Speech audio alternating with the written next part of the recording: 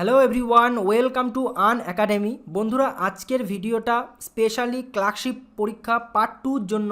So বন্ধুরা, প্রথম থেকে শেষ পর্যন্ত দেখতে থাকো। বিগত বছরের যে লোয়ার ডিভিশন ক্লার্ক এবং লোয়ার ডিভিশন অ্যাসিস্ট্যান্ট যে পরীক্ষাটা হয়েছিল এলডিসি, সো সেই পরীক্ষার সঙ্গে ক্লার্কশিপ 2019-এর আমি তুলনা করব। সো বন্ধুরা, প্রথম থেকে শেষ পর্যন্ত ভিডিওটা মনোযোগ সহকারে দেখতে থাকো, তোমাদের কাছে অনেক কিছু কিন্তু ক্লিয়ার হয়ে যাবে।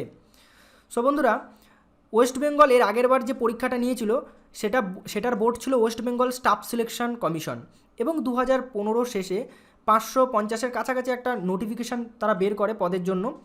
এবং তার কিছুদিন পর কিন্তু আবার ভ্যাকেন্সি বের করে, এবং ভ্যাকেন্সি বের করে টোটাল ভ্যাকেন্সি হয়ে যায় 1133। অর্থাৎ পরপর কিন্তু দুটো ভ্যাকেন্সি বের হয়, ঠিক আছে। যে দুটো ভ্যাকেন্সিকে যোগ করে 1133 ভ্যাকেন্সি কিন্তু হয়। আমি তোমাদের নোটিফিকেশানটা দেখিয়ে দিচ্ছি। এই দেখো সেই নোটিফিকেশানটা, ঠিক আছে। তোমরা দেখতে পাচ্ছ board West Bengal staff selection commission, আর এখানে তোমরা দেখতে পাচ্ছ যে 599টা পদ এলডিসি এলডিএ। এবার বেরিয়েছিল 27/11/2015, দেখতে পাচ্ছ 2015 সালের শেষের দিকে। এবং তারপরে 534টা ভ্যাকেন্সি আরও যোগ হয়, এবং সর্বমোট যে ভ্যাকেন্সিটা হয়ে দাঁড়ায় সেটা হচ্ছে 1133। এবং কিছুদিন পর বিভিন্ন নিউজ পেপার থেকে জানা যায় যে ভ্যাকেন্সি বেড়ে নাকি 1247 হয়ে গেছে। অফিসিয়াল নোটিফিকেশানে কিন্তু এটা অ্যাড হয়নি। সুতরাং এই ভ্যাকেন্সিটাকেই কিন্তু ধরে নেওয়া হয়েছিল যে এটাই ফাইনাল ভ্যাকেন্সি, ঠিক আছে। এরপরে আমি বন্ধুরা যে তথ্যগুলো তোমাদের দেবো, দেখো ওয়েস্ট বেঙ্গল স্টাফ সিলেকশন কমিশনের যে ভ্যাকেন্সিটা ছিল আমরা দেখলাম যে 1133। এবং এবারে অর্থাৎ West Bengal public service commission যে পরীক্ষাটা নিয়েছে সেখানে অ্যাপ্রক্সিমেটলি ধরে নেওয়া যায় যে 4000 ভ্যাকেন্সি আছে, ঠিক আছে। এবার এর যে পার্ট 1 এক্সামটা হয়েছিল সেটা হয়েছিল 12 জুন 2016, এবং এর যে পার্ট 1 এক্সামটা হলো সেটা 25 জানুয়ারি 2020 হয়েছে, যেটা দুটো শিফটে হয়েছিল। এবং এটা কিন্তু একটা শিফটেই হয়েছিল, এবং এটা কিন্তু ইংলিশ মাধ্যমে হয়েছিল, কোশ্চেনগুলো ইংলিশই ছিল, এবং এটা কিন্তু বাংলা মাধ্যমে কোশ্চেনটা হয়েছে, ঠিক আছে। এবার দেখো পার্ট 1 এক্সামের যে রেজাল্ট সেটা কিন্তু 16 সেপ্টেম্বর 2016-তে দিয়ে দিয়েছিল, তাহলে দেখে নিলে। এবং এর পার্ট 1-এর রেজাল্টটা কবে দিত? মের ফার্স্ট উইকে দিয়ে দিত কিংবা সেকেন্ড উইকে দিয়ে দিত। মে 2020-তে রেজাল্ট আউট হয়ে যেত, কিন্তু রেজাল্ট আউট হলো না। তার কারণটা আমাকে আর বলতে হবে না, তোমরা জানো যে করোনা মহামারীর জন্য এরকম সমস্ত পরীক্ষায় কিন্তু পোস্টপন্ড হয়ে আছে। সো এটা তো সমস্ত পরীক্ষার জন্যই অ্যাপ্লিকেবল হবে। সো এই ডেটে কিন্তু বেরোতো রেজাল্ট, ঠিক আছে। এবার দেখো এই 1133-এর জন্য পার্ট 1 পরীক্ষা দিয়েছিল কতজন সেটাও আমি তোমাদের বলে দিচ্ছি। এর জন্য পরীক্ষা দিয়েছিল 3,74,798 জন পরীক্ষা দিয়েছিল, ঠিক আছে। তাহলে দেখতে পারলে যে এই 1133 ভ্যাকেন্সির জন্য কতজন পরীক্ষা দিয়েছিল, যার রেজাল্ট বের করলো। এবার এইখান থেকে পার্ট 1-এর যখন রেজাল্ট বেরোলো 16 সেপ্টেম্বর 2016, তখন কিন্তু 16,000-এর কাছাকাছি কিন্তু ক্যান্ডিডেটকে ডাকা হয় পার্ট 2-র জন্য। সো বন্ধুরা, তোমরা যদি হিসাব করো দেখতে পারবে যে কত গুণ ছিল এখানে। 1133 আর ডাকা হয় 16,000-এর কাছাকাছি। তো বন্ধুরা, এটা আমি দেখেছি এটা 14 গুণের কাছাকাছি কিন্তু হচ্ছে, ঠিক আছে। সো 14 গুণের কাছাকাছি কিন্তু ক্যান্ডিডেটকে ডাকা হয়। এবার দেখো এবার 14 গুণ অর্থাৎ 16,000 ক্যান্ডিডেটের পার্ট 2 এক্সামটা নেওয়া হয় 19 ফেব্রুয়ারি 2017। আর এই যে 4000 যে ভ্যাকেন্সিটা, এর পার্ট 2 পরীক্ষাটা নেওয়া হতো 14 জুন 2020। এবং এটা আর হবে না এই ডেটে, এই ডেট পেছিয়ে যাবে। সে 3-4 মাস বা 2-3 মাস যাই পেছোক না কেন, সেটা সরকার জানে, এবং সেটা কবে পেছোবে সেটা সমস্ত পরীক্ষার ক্ষেত্রে কিন্তু অ্যাপ্লিকেবল হবে। ওকে, সো 14 জুন 2020-তে হওয়ার কথা ছিল। এরপরে বন্ধুরা বোর্ড কিন্তু চেঞ্জ হয়ে যায়, এই সমস্তটাই কিন্তু এই বোর্ডের হাতে চলে আসে। কিন্তু এই পার্ট 2 এর জন্য 16,000 জন পাস করালেও 13,000 জনকে কিন্তু 13,000 জন পরীক্ষা দিতে যায়, ঠিক আছে। 13,000 জনের কাছাকাছি প্রায় পরীক্ষা বসে, এবং এখান থেকে কিন্তু 2600 জনাকে পাস করায় ডকুমেন্টস ভেরিফিকেশানের জন্য।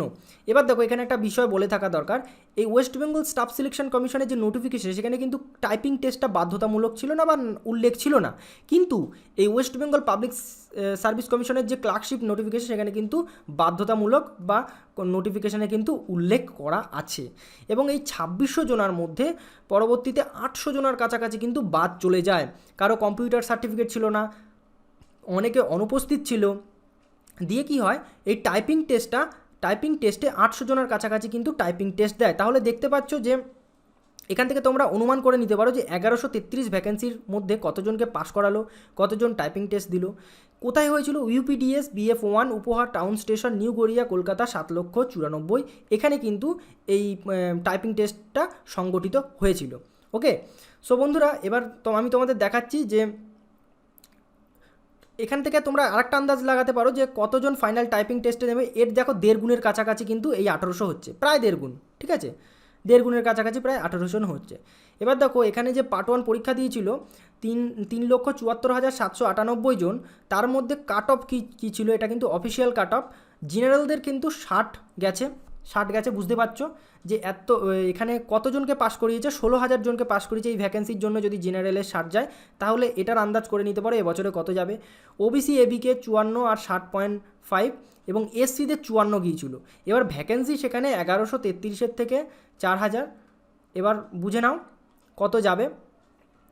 এসটি 39.5 গিয়েছিল এবং এটা অফিসিয়াল কিন্তু আর কি অফিসিয়ালভাবে WBSSC বের করেছিল। বন্ধুরা এর সাথে সাথে আমি তোমাদের আরও একটা তথ্য দিতে চাই যে ফাইনাল রেজাল্ট যখন বেরিয়েছিল তখন কতজন ক্যান্ডিডেটকে সিলেক্ট করেছিল।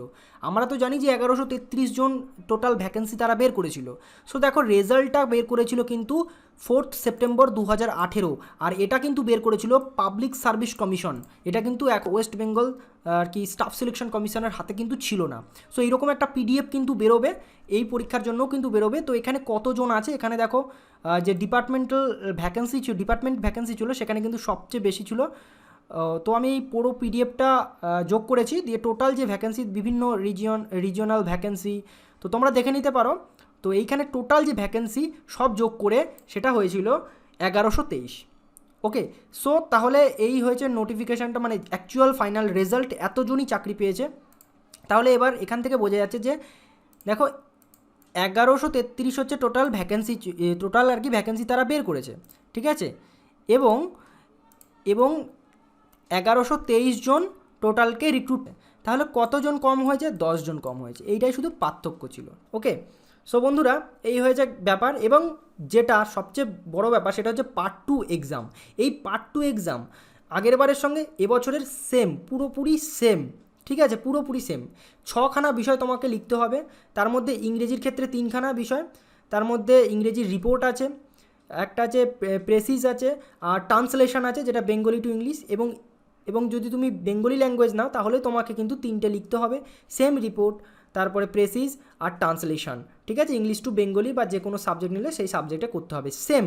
এবার দেখো তোমাদের এই ভিডিওটা প্রচুর পরিমাণে শেয়ার করতে হবে, তাহলে WBSSC এইখানে দেখতে পাচ্ছ যে পার্ট 2 এক্সামটা 19শে ফেব্রুয়ারি 2017-তে যে হয়েছিল, অর্থাৎ 19শে ফেব্রুয়ারি 2017-তে যে এক্সামটা হয়েছিল তার কিন্তু প্রশ্নপত্র আমি তোমাদের দিয়ে দেবো। রিপোর্টে কত নম্বর আছে, কত ওয়ার্ডের মধ্যে লিখতে হয়, প্রেসি কত নম্বর, কত ওয়ার্ডের মধ্যে লিখতে হয়, সেগুলো কিন্তু তোমরা যদি এই PDFটা পেয়ে যাও, কোশ্চেনপত্রটা পেয়ে যাও, তাহলে কিন্তু তোমরা পড়তে পারবে, সেইভাবে আন্দাজ করতে পারবে এবং দেখবে যে 1 ঘন্টা অর্থাৎ 60 মিনিটের মধ্যে তুমি 6খানা বিষয় লিখে আসতে পারছো কি না, ঠিক আছে। সো বন্ধুরা তার জন্য তোমাদের এই ভিডিওটা প্রচুর পরিমাণে শেয়ার করতে হবে। আমি তোমাদের আর কি PDFটা আমি তোমাদের দেখিয়ে দিচ্ছি, এই দেখো এই হচ্ছে সেই PDF, এবং এইটা আমি পরের ভিডিও বানিয়ে তোমাদের এটা দিয়ে দেবো যে কত কি নম্বর, ঠিক আছে, তার জন্য তোমাদের শেয়ার করতে হবে। থ্যাংক ইউ সো মাচ বন্ধুরা, আবার দেখা হচ্ছে পরের ভিডিওতে। আর কোনো যদি প্রশ্ন থাকে তাহলে অবশ্যই কিন্তু কমেন্ট করে জানাবে, ঠিক আছে। আর যাদের একটু নম্বর কম হয়েছে তারা তো তোমরা আন্দাজ করেই নিলে যে কেমন কি কাট অফ, এখানে আমি অফিসিয়াল কাট অফ দিয়ে দিয়েছি, কতজন পরীক্ষা দিয়েছিল, কতটা ভ্যাকেন্সি ছিল, সব কিন্তু এখান থেকে দিয়ে দিয়েছি। তাই তোমাদের যারা এই নম্বরের থেকেও যাদের কম নম্বর আসছে তারা কিন্তু অবশ্যই প্রস্তুতি নিতে থাকো। থ্যাংক ইউ সো মাচ, আবার দেখা হচ্ছে পরের ভিডিওতে।